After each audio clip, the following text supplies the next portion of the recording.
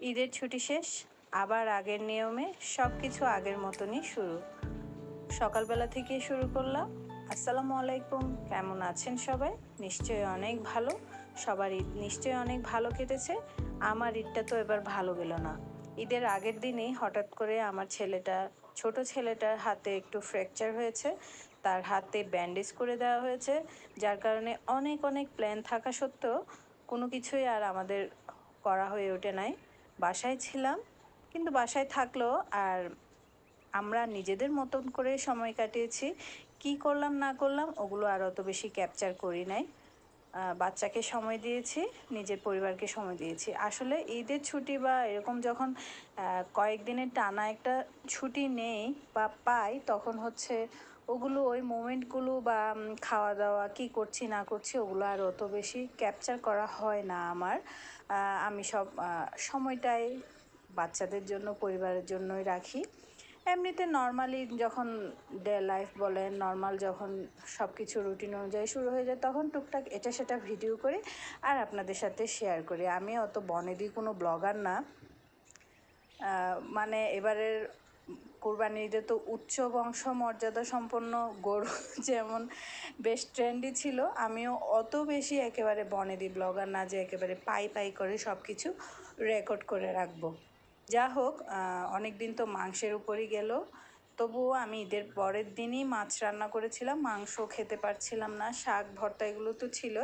তো আজকে টুকটাক রান্না করলাম, সে সাথে গরু মাংস তো থাকেই, যেটা দেখতেই পেলেন, কালো ভুনা, বাচ্চাদের বেশ পছন্দ, ওদের জন্য একটু তো টেবিলে রাখতে হয়।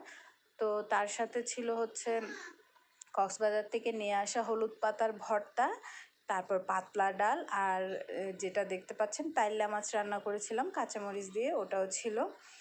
তো দুপুরের খাওয়া দাওয়া, গরু মাংস তো থাকেই, পাতিল ভর্তি একেবারে টেবিলে নিয়ে এসেছি, যদিও ওটা অত বেশি খাওয়া হয় না, আমি এক টুকরা মাংস তুলে খেয়েছি। বিকেলের দিকে একটু নাটক দেখলাম, সবাই মিলে একটু আড্ডা দিলাম। আড্ডা বলতে এই তো বাচ্চাদের সাথে বসে একটু নাটক দেখলাম, এরপর চা বানালাম। সেই সাথে বিকেলের নাস্তায় চটপটি আনা হলো। আমার এই এলাকায় চৌরাস্তায় বেশ কয়েকটা চটপটির দোকান আছে, যেগুলো খেতে বেশ ভালো। তবে সাজের বেলা নামে একটা চটপটির দোকান, ছোট্ট দোকান, ওটার চটপটি খুবই মজা, আমি আপনাদের সাথে আগেও শেয়ার করেছিলাম। এটাও মজা ছিল। কয়েকটা দোকানের চটপটি বেশ মজা, একদম ফেমাস আর কি, অনেক দূর দূর থেকে মানুষজন চটপটি খেতে আসে। তো অনেক দিন পরে, প্রায় মাসখানেক পরে ওদের দোকান থেকে চটপটি আনিয়ে খেলাম। ততক্ষণে চাটা হয়ে গেছে, তারপর চা নিয়ে বারান্দায় বসলাম, দুই বোন বসে একটু গল্প করলাম।